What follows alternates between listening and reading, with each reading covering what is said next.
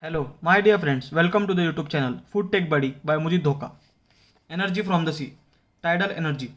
Due to the gravitational pull of mainly the moon on the spinning earth, the level of water in the sea rises and falls. If you live near the sea or ever travel to some place near the sea, try and observe how the sea level changes during the day.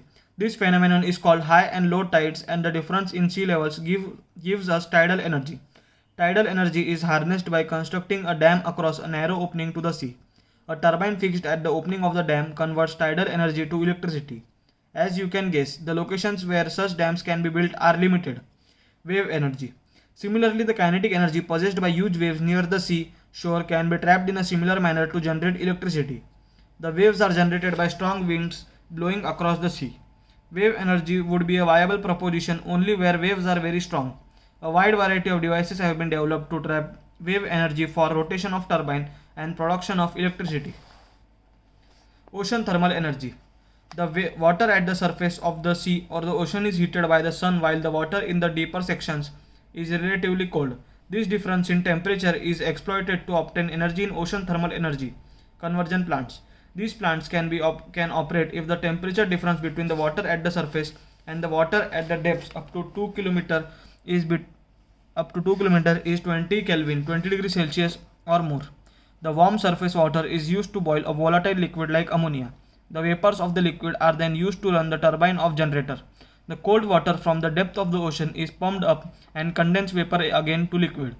The energy potential from the sea, tidal energy, wave energy and the ocean thermal energy is quite large, but efficient commercial exploitation is difficult.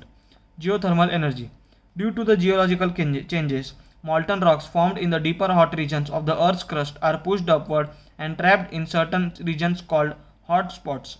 When underground water comes in contact with the hot spot, steam is generated. Sometimes hot water from that region finds outlets at the surface.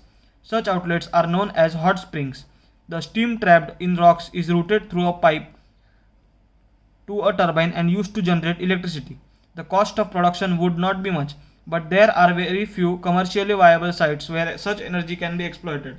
There are a number of power plants based on geothermal energy operational in New Zealand and United States of America.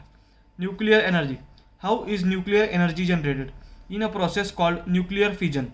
The nucleus of a heavy atom such as uranium, plutonium or thorium, when bombarded with low energy neutrons, can be split apart into lighter nuclei. When this is done, a tremendous amount of energy is released if the mass of the original nucleus is just a little more than the sum of the masses of the individual products. The fission of an atom of uranium, for example, produces 10 million times the energy produced by the combustion of an atom of carbon from coal. In a nuclear reactor designed for electric power generation, such nuclear fuel can be a part of a self-sustaining fission chain reaction that releases energy at a controlled rate. The released energy can be used to produce steam and further generate electricity.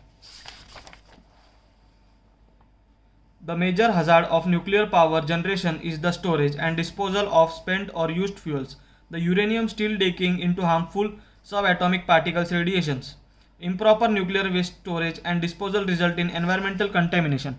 Further, there is a risk of accidental leakage of nuclear radiation. The high cost of installation of a nuclear power plant, high risk of environmental contamination, and limited availability of uranium makes large-scale use of nuclear energy prohibitive.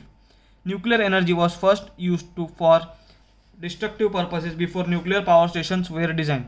The fundamental physics of the fission chain reaction in a nuclear weapon is similar to the physics of a controlled nuclear reactor, but the two types of device are engineered quite differently. Thank you. If you like this video, please like, comment and subscribe.